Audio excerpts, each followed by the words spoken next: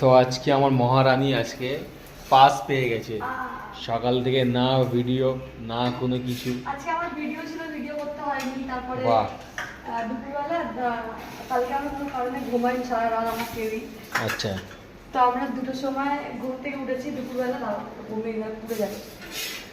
আমরা ঘুমিয়েছি 9টার সময়, সকাল 9টায়।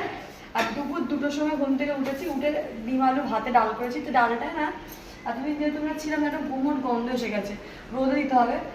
যাই হোক আমরা ডাল করেছি, ডালটা খেতে পারি তো শুধু ডিম আলু ভাতে দিয়ে ভাত খেয়ে আবার ঘুমিয়েছি। আবার উঠেছি সন্ধ্যেবেলা 7টার সময়।